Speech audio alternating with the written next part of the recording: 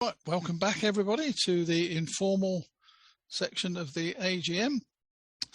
This will actually be chaired by, as I said, by Clive Hetherington, our Chief Executive, but I'll just do a short introductory statement really, which in actual fact reiterates much of what's been said by our chair, our treasurer and various other directors who've put themselves up for re-election and election, which is, despite COVID-19, we provided a welcome and secure venue for our visitors, be they rail enthusiasts or families.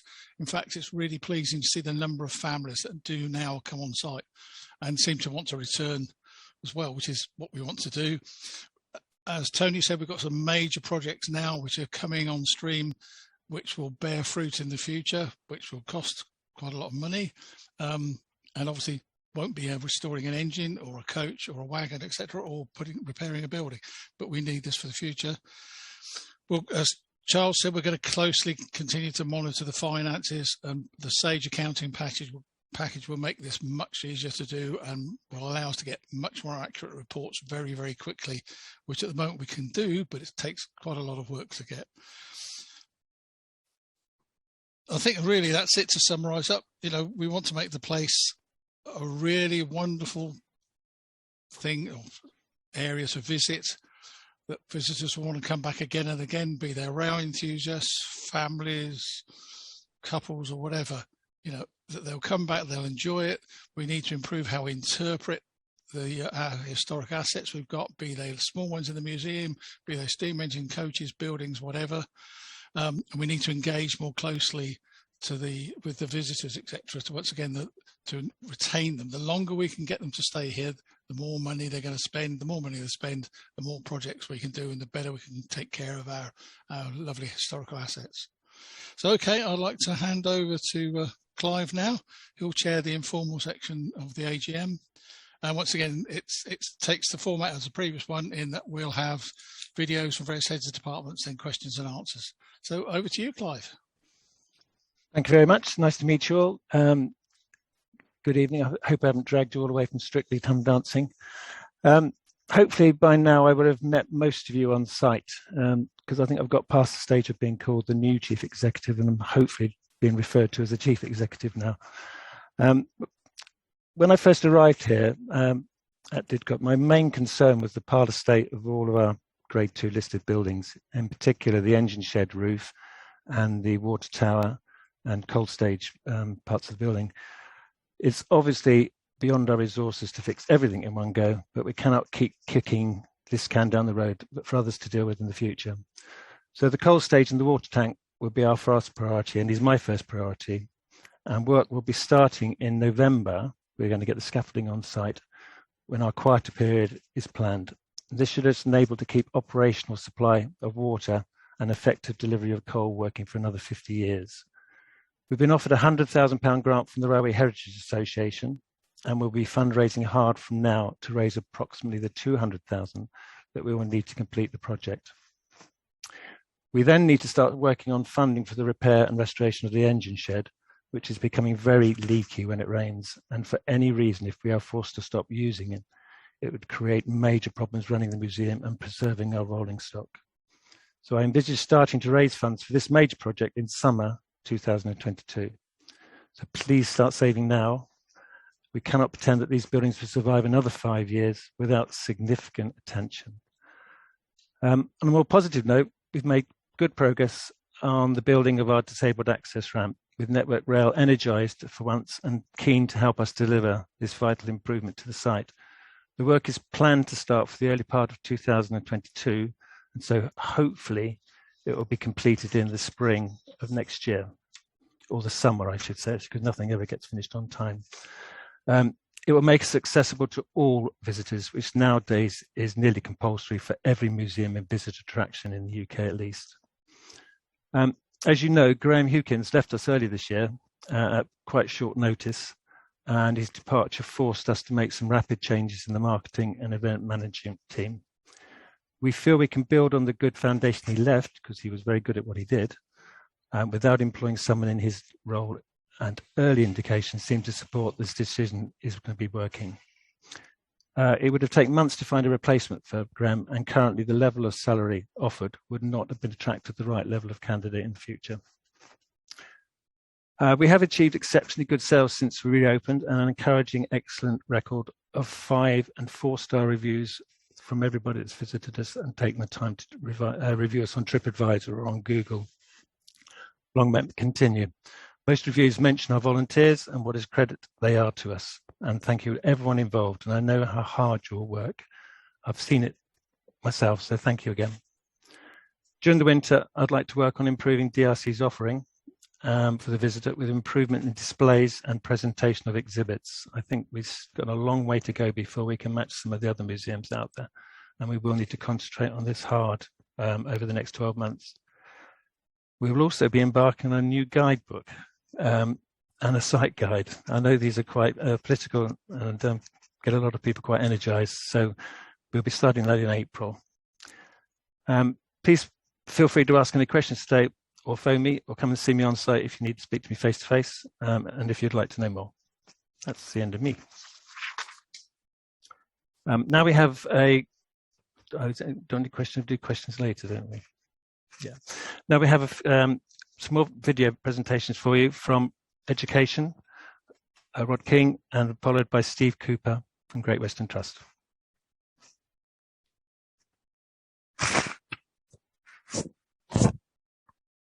Right, hi, I'm Rod King and I'm Head of Education here at Didcot Railway Centre. And really the achievements of the year so far have been that in spite of all that COVID has thrown at us, we've managed to keep the education team operating, keep schools coming in. We've had 33 interactions with schools. We've had well over 1,000 children here at Didcot Railway Centre. Now what we do is a range of programmes. The 3 key programmes that we do are to have an immersive experience for children for the Victorians, for the coming of the railways and for World War II evacuees. And children come here, spend a day with us here, and that's where they really enjoy an interactive experience. And the 2 key things we do are the 2 I's to make it interactive and informative. A particularly useful basis for doing all these interactive activities is the fact that we've now totally refurbished this SLR coach. So what this means is we've now got this lovely space here to have schools in for activities, but also more importantly it means we can have them for lunches. And the importance of that is that that now means that we can have school visits on an open day for the general public. So the general public can be in the staff in the canteen, and we can have lunches in here without getting in each other's way. So that has great financial benefits because it means that the school visits can subsidise the general running of the railway centre to the general public. But last year I talked about the project we were doing with Reading Girls School, and if you remember we were talking there about the way we've been asked by the school to come and help with their science, technology, engineering and maths lessons. And so what we did is we put together a package to deliver an introduction to engineering training, which we delivered to 150 13-year-old girls from the girls' school. Now that's important because the girls' school is a very mixed ability, mixed ethnicity school, and certainly from an area of quite severe economic deprivation. So it's very much part of our outreach to areas and to children that aren't necessarily reached by Didcot normally. And that was very successful. We delivered a lot of programs there. We did a lot of work online and also on site. And next year we hope to get all the girls, 300 in total, back here to Didcot Railway Centre for a one-day STEAM Gala Day. As you can see from the background here, we've now managed to get the G-gauge railway going, working with Richard Varley and his young volunteers. And that's something that we want to incorporate more and more into our work with schools. So really to round up, I'd just like to say a big thank you to all my volunteers. I'd like to say a big thank you to all the staff and helpers here at Didcot Railway Centre for making what has been a very challenging year, very successful, and delivering some great enthusiastic days to some great enthusiastic kids, over 1,000 of them during 2021. Thank you very much and goodbye. Hello, I'm Steve Cooper, Chairman of the Great Western Trust. For those watching who may be unaware of the Trust's purpose, it was established in 1984 to conserve and display the smaller artefacts and memorabilia of the collection at Didcot. The Trust holds a unique and internationally significant collection devoted to the social and economic impact of the Great Western Railway and its successor, British Railways Western Region. The 7 trustees responsible are all volunteers and come from various walks of life. The majority of the collection has been donated by our visitors or society members and broadly spans the period from 1833, the first GWR share prospectus, to the late 1970s. The breadth is vast, not just items necessary to run the railway, but hotels, dockyards, air services, cartage, road motor omnibuses, marine activities and docks, together with the organisation of the GWR staff and their wide-ranging educational, recreational and welfare activities.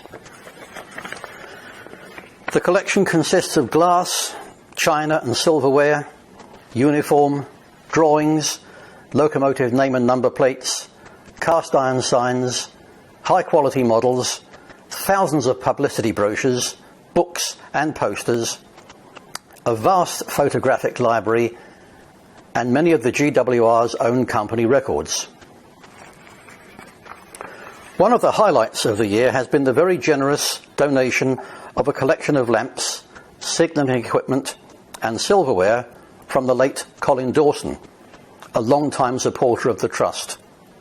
This wonderful cake stand would have come from one of the large refreshment rooms at maybe Bristol or Birmingham, or perhaps the Great Western Royal Hotel at Paddington. The nameplate here from Bulldog Loco Jupiter is another gem from Colin's collection.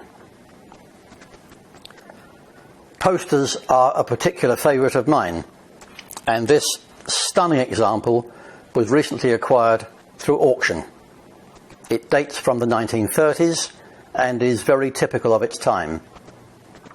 The GWR was very keen to encourage first-class travel, and just like airlines today, they aimed their publicity at those with high disposable income. The Trust is also responsible for the collection of road vehicles here, including this wonderful horse-drawn dray. And an extension to the road motor garage is under construction by the civil engineering team, as you can see here.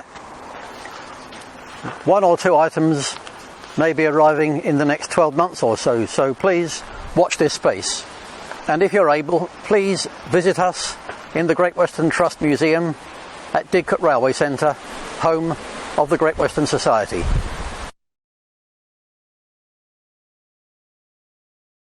Meeting.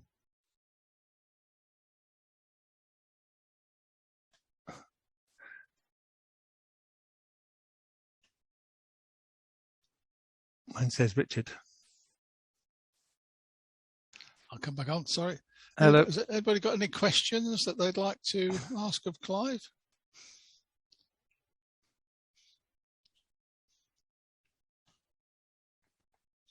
No. Well, I think it's wonderful. Must have been very descriptive. Okay. We've got one question from Michael Edwards. Is there a plan to put more material online from the museum? Well, I can answer that because there's a huge amount of digitisation going on over the last, I think, probably 18 months. And I'm in discussions at the moment about how that material can be put onto our website. So hopefully there'll be some movement on that sometime early in the new year. So yes, there are great efforts being done to expand what we offer from the museum onto the website. Steve, do you want to add anything to that? No other questions?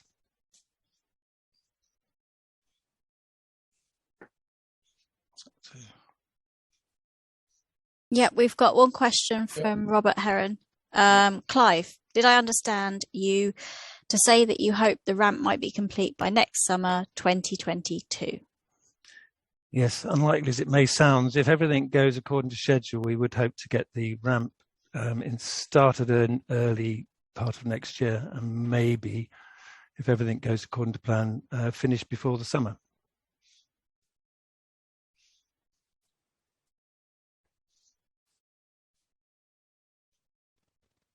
That's it? All questions? Okay, well, I think we're just going to move on to another couple of videos. And thank you for the previous ones. They're very good, although I know this one was done on a very windy day, as usual, it did come.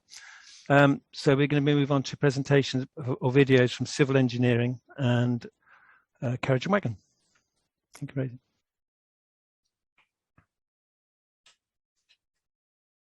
As you know, 60 years ago, the Great Western Society was formed. About 50 years ago, after we'd settled in at Didcot around the engine shed, we were able to add a huge amount extra to our site. We expanded the site to about 20 acres, and that included the area where we've now been able to, or where we had put up the transfer shed in the late 1970s. You may just be able to see the black outline of it, or a black patch of it, behind me. And we were also able to start other projects. The transfer shed was one of the reasons why we built the broad gauge track layout project, and that construction was the first time that really a group outside the core part of the site, although some thoughts had been going on about building Didcot Holt and so on, had started to do a conservation standard project in the far reaches of the new land, as it were. We called it the far north in those days. That project was conservation standard, every detail was right, and it really developed the idea that we should do all of our projects around the site like that, so that in the long-term future, ours was a quality site to come and visit, and we didn't make concessions too much to day-to-day short-term fashions. The next stage was to have a proper setting for the broad gauge project, and we were concerned that the station at Oxford Road, as we now call it, might spoil it. So we set about designing a proper station with proper building and proper everything that you need for a Great Western country station. And that's what we have here now. It's just starting to form. We built the platform in the late 1990s, or finished the slabbing, opened it in 2000, the first section of the platform. The project included a station building of some substance, and we were able to buy for £1 the Hayford station building, the stone station building from Hayford, well north of Oxford. That was in 1985 or 84, about that time. Memories are vague, and much of it was stored elsewhere for years. We had the timber stored at a farm miles away, and then we had the stonework stored here on the Didcot site. When the Hayford building is complete, the platform will be brought into full use, its full length, and we'll be able to run three coach trains and an engine, and have some room to photograph the engine itself from the platform itself. The building has been dormant as a project for these 40 years, but a new team has formed around some people who have done projects on site in past years, and also new people have come. And they've set about the project of putting the whole building back together again, a stone building to modern standards, but it will be to conservation standard, and the interior will be just like any Great Western station. You'll be able to walk into the hallway and hear the Great Western clock ticking and catch your train from here. That's a superb project. That development of that station plan led to really the development of a master plan for the whole of the Didcot site. Our master plan, most of which has not been changed from when we conceived it about 30 years ago, when we started really sieving the projects which were the ones that really ought to be on site. That project hasn't changed much, although as you'll hear in a few minutes' time, we have made one or two additions. We've now got this master plan. It's doing very well.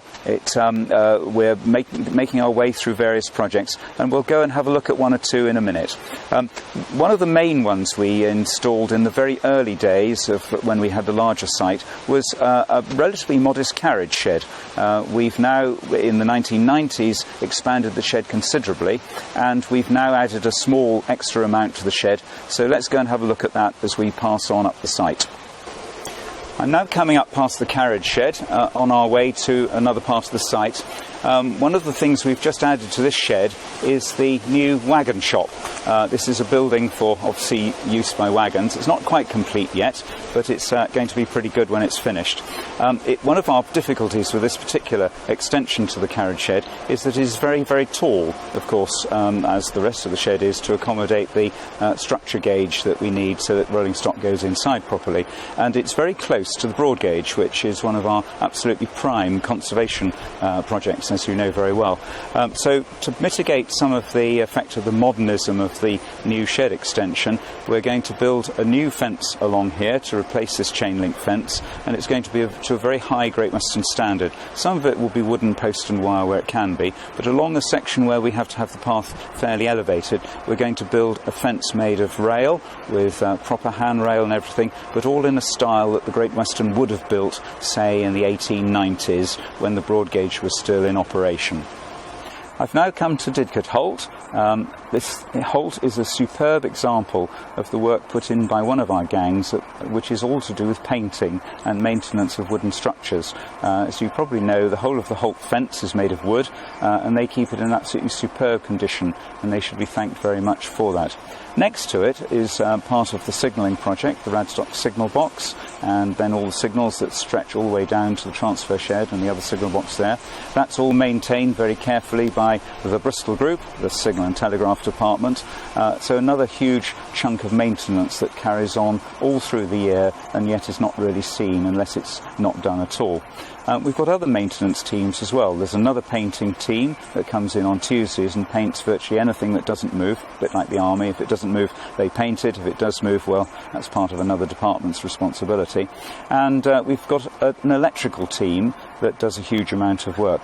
The electrical team are always improving our facilities around the site, either little bits of rewiring, changing light bulbs, changing other apparatus, and also doing new work on new projects, so doing first fix and second fix, as they call it in the electrical world, of all the electricity parts that are needed for something to work really well.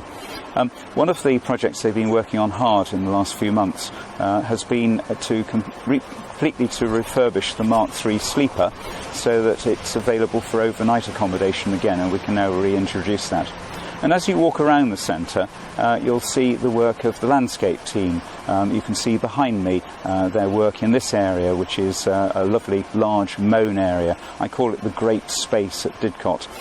You wouldn't have been able to see it a year ago, because a year ago we had some very large trees here which we had planted but had become very large over 40 years of life at Didcot Railway Centre in tree terms, and we are now into managing all of our trees. We have about 200 big trees, as well as looking after all the small stuff. So we'll now go to the concrete building, which I'll tell you about in a second or two. I've now come to the staff and volunteer room in the concrete building. This is a building project that the civil engineering weekend team have been working on for the last couple of years, and it is now complete.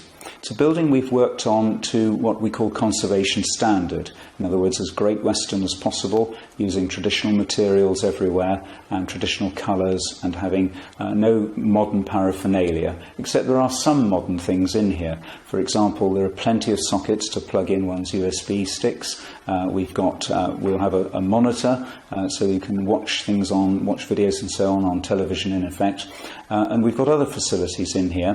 For example, behind me on my left is our sink unit with a hot water heater, so hot water continuously available, boiling water for drinks, and there's also a fridge and a microwave. So this facility, this staff and volunteer room, complements the Mark III sleeper that has been brought into use, the new Mark III sleeper, the Caledonian sleeper, by all the work of the electricians, which I mentioned earlier. So we have moved forward with facilities for everybody, so people can have a more pleasant time on site. This room is open 24 hours a day, 7 days a week. So, please come and use it whenever you need to. Just bring your own cups and your own food and drink, but the washing up somehow magically disappears. This project is one that hasn't been shown in the master plan. It arose unexpectedly because South Oxfordshire County Council gave us the building in pieces. It is a prefabricated building, and it's stacked for a few years, but we've now put it up, as I say. There'll be a full article about it in the next Echo. Projects that are in the master plan that we're working on are some of the bigger ones, really. You'll be hearing or hear over the course of time about the ramp entrance from the subway in the station, about improving or mending or completely restoring, actually, of course, the water tank on top of the coal stage, and keeping up with the repainting and constantly small repairs to the engine shed and the lifting shop to keep them in good order. There are other projects that are also high-ish priorities. We need to improve the restaurant, of course, and we need to improve or expand the covered accommodation for our entire collection of wagons, carriages and locomotives. A third of our carriage and wagon collection has no winter cover, so it's important that we get round to doing that. We can expand the carriage shed, we can expand the locomotive works to achieve that. It's all in drawing form. We just need competent people to come forward and lead those projects. To set those projects up and set up small works, we use the Didcot Development Fund funding. The one exception at the moment that the weekend team are working on are the new cartage sheds, which are going to be next to the Wantage garage, which you can probably see the framework of, one of the new sheds outside the window to my right. I have to think about that. To my right. We're going to clad that soon, and that will accommodate the drays that we have, so that we can actually improve our display of road cart items and no doubt attract some more from around the country. But other projects will proceed with the help of the Didcot Development Fund. That's a fund that is people put money into every month, hopefully, and if you're a supporter, please take this short message as very grateful thanks for all the money you put in regularly to make all the difficult, unattractive bits of work, like applying for a planning application or putting pipes in the ground or something like that, making those happen. So we've got lots of things on the agenda to do, and there's plenty to do in the civil engineering, in the engineering department of the Great Western Society at Didcot Railway Centre. During the current year, we have had several filmings on the site. One of the most recent ones was Masters of the Air, which will be transmitted next year, where we featured as part of a German scene where they transported Jewish prisoners of war. When you get to see it, you'll realise that the scenes were quite harrowing, even probably 70 years since the event took place. We have also got some short clips appearing in an Agatha Christie, which hopefully will be transmitted over Christmas. The filming for the Master of the Air included the hiring in of an S160 locomotive from the Churnet Valley Railway. We took the opportunity to use this as part of our gala event, and which brought in many visitors, and we restaged a photograph at the back of the shed which was taken with another S160 in the 1940s. Site operations have been hampered somewhat in the current year because of the failure of our diesel crane due to a major structural problem. The options were looked at, and we decided to try and purchase a road rail crane digger. We have succeeded in doing this, and hopefully will be arriving with us in the next few months. This should make life a lot easier and get us back to our normal operation. Last year we purchased a new Mark III sleeping car. Unfortunately we couldn't put this into service because of the pandemic and people weren't allowed to use it. Thanks to our electrical department, this has now been connected up to the mains and is available for use, so our staff now can stay overnight and be more fruitful in their work. After a protracted overhaul, 2021 saw 1340 Trojan come back into service, and it has remained in service for most of the summer and worked almost faultlessly. 2021 saw 4144 out on hire again. This year it went to the Nene Valley Railway and has just arrived back. It will be here for a month and then it will be off to the Kent and East Sussex to see Santa. During 2021, 2999 Lady of Legend was the mainstay of the fleet during the summer, but it has also been out on hire. It went to the Severn Valley and performed very well around Easter time, and is currently on the North Yorkshire moors, just demonstrating that 8 coaches is no struggle up a steep slope. We're also featuring the livery that it never got to cover. During 2021, Pendennis Castle passed all its relevant insurance exams for the boiler and is now in the final phases, ready for 2022. So this is the boiler for 2409, which has passed its hydraulic exam and is now getting prepped for its steam tests. With 1363, once Pendennis Castle and 2409 are out of the way of the works, the focus will turn to getting on with 1363's overhaul. In the last few weeks we've taken delivery for the plate work for 1014's tender, and as you can see it's progressing really well.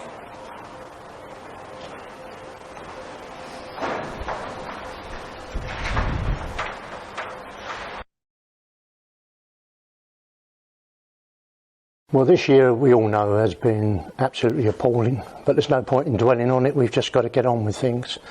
I'm pleased to say that the overhaul of 231 is making great strides. We've now got to the stage where the body has been repainted and everything above the chassis is overhauled and ready to go. The next stage on this process is to overhaul the bogies and the brakes, and with a bit of luck we should have her back in service for 2022, and hopefully 1466 will be able to join her, bringing back together the original engine and carriage that the Society bought. So with 231 now out of the restoration bay, we brought 7372 in to complete her overhaul.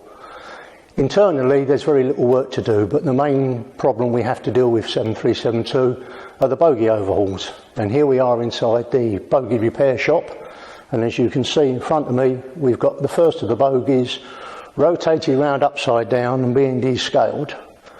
I'm pleased to say that there aren't any horror stories around here, so all being well, these should go back together quite well. Once this one's been done, we'll bring the second one in, and then again, with good luck, we should be back in service for next year. So we've now moved into the finishing bay, and the coach behind me is 9113 Prince of Wales. We're in the final stages of painting and lining it, ready for the signwriter to come in at the end of the month. Still some work to do internally, some panelling work to do. The electrical systems have all got to be commissioned and got working, and the tables have got to have their coverings put on them.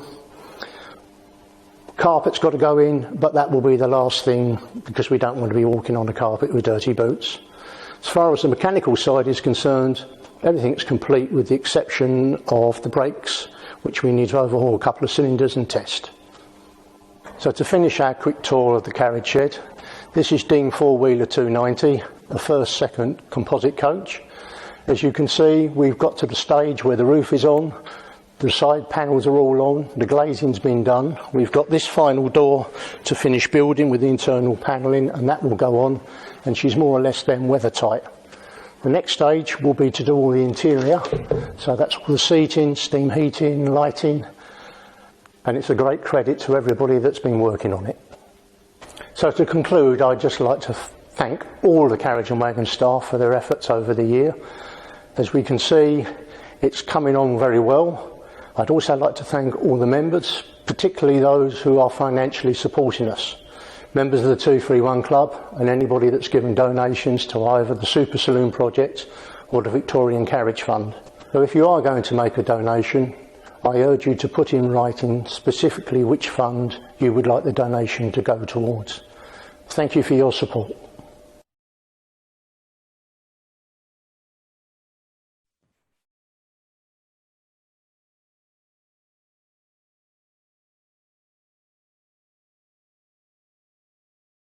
We go again. Hello, can everybody hear me? Thank you very much. Some great videos there. Thank you very much for Rosie for taking the time to get everybody out of their offices and workshops and do the videos. They were very good. Got another short question and answers session. If anybody would like to raise any questions, we'll try and answer them the best we can.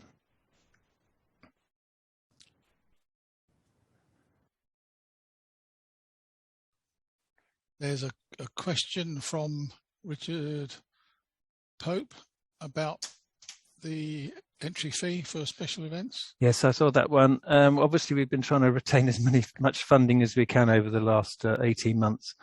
I will look at that over the coming months and get back to you, Richard, on that. I think it is problematic, but I also realise that it's quite emotional when you've joined and you expect to get a discounted price and you feel you're having to pay again. So we'll come back to you on that once we've discussed it internally.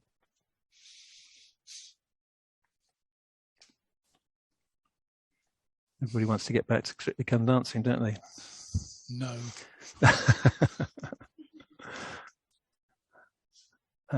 Any other questions? Anybody can see any? No. If we haven't answered any of your questions, then obviously send them in, or any we've not answered today, we'll actually answer formally over the coming few days. But if that's everything, I'd just like to say thank you, everybody. Thanks for coming to the site. If you've come to the site, if you haven't, you must come. And I look forward to meeting you all in the forthcoming months. Thank you very much. Thank you, Clive. So that brings us nearly to the end of this year's AGM. I just thought I'd mention the last few points, which is over the last 12 months, we've picked up 360 new members, which is quite phenomenal if you base the figures on the last few years. So that's really good. Also, that we've had 3 of our founder members attending the AGM. That's Angus Davis, John Barlow and Mike Pert. And perhaps I wonder if they wanted to come online and say a few words. They probably don't, but anyway. So the final thing was just really to thank you all, to thank our volunteers, our paid staff, and obviously all our members for the support they give us in whatever way, whether it's physical, just talking to potential visitors and trying to get them to attend the site, etc., and see what wonderful collection we've got, and just for being members. So big thank you to everybody. Got 2 more questions. Sorry? Two more questions on Q&A. All right. Let's have a look what the questions have come in.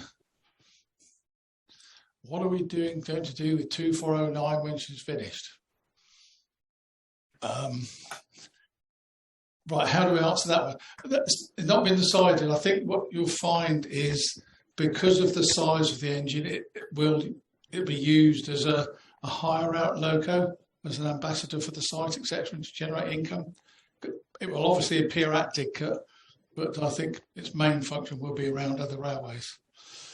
Right, and then that was Robert Heron. There's another one from Mick Jarvis about seeing the minutes of the board and SMT, etc. I can answer about the board. So summary of the board minutes now appear on HOPS, SMT, etc. That's a question I need to pose to Clive. Anyway, there's been another question that's just come in about 4079. Sorry. I think the answer's that already. Clive, are you there? Yes, just let me get on video. It's about SMT minutes. Yeah, I'm actually would like to encourage more transparency on those lines. And one of the suggestions is to actually pin the minutes of these meetings to a notice board in the building at some point. And if anybody wants to see them, we would have to redact some of the things that relate to staff and private stuff, but I don't see why they should not be posted somewhere. So that's again something we can look at in the new year, perhaps. Yep, thank you very much, Clive. I hope that's answered your question, Mick. I think with everything going forward, more and more is going to become electronic. That way we can disseminate the information to as many people as possible, because it's not restricted to anybody who happens to be on site. And a lot of people, even if you put notices up in the journal room, do not go into the engine shed or go into the journal room. But anyway, it's looked at. So, Mick, I think if you just liaise with Clive and we can answer your question. Got another question here about, as a site has already taken the decision to cease mainline running, what about you, full-size county and 4700? I think you'll find there will be full-size. The only problem we have potentially is getting the things on and off site, because they have to go under the wires, which means their maximum height has to be under 13 foot 1 inch. So sometimes we can get around that by actually making sure the boiler's full of water, but we'll have to wait and see. But I think, yes, they will be used on site to their full height and off site.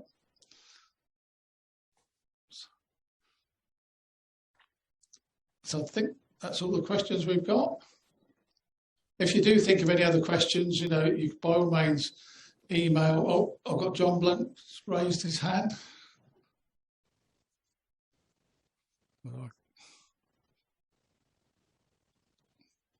Hello, John. Hello. Need to unmute, John.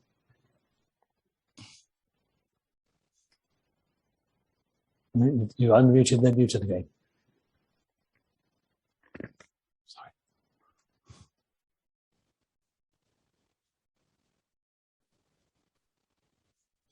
We can't hear you. You're still muted. We can't hear you, John. Perhaps you do type your question in chat.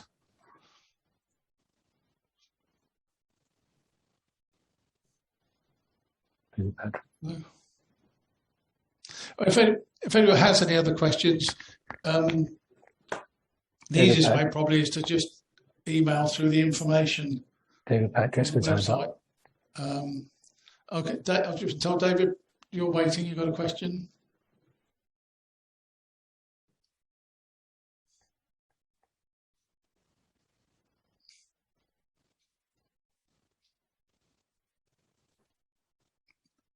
Hello, David.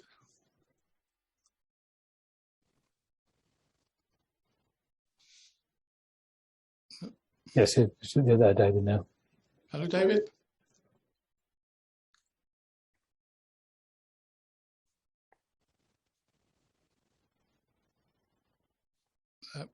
Sorry, can't hear anything. Anybody else? No. Like I said, if you've got any questions and you want to drop us a line, the easiest way is to do it through the info email on the website, and we'll make sure it goes to the right person here and get a answer back to you as speedily as we can. So I think if that's okay, we'll call an end to the AGM. Thank you all for attending. Thank you all for your questions, etc. And thank you all for your continued support.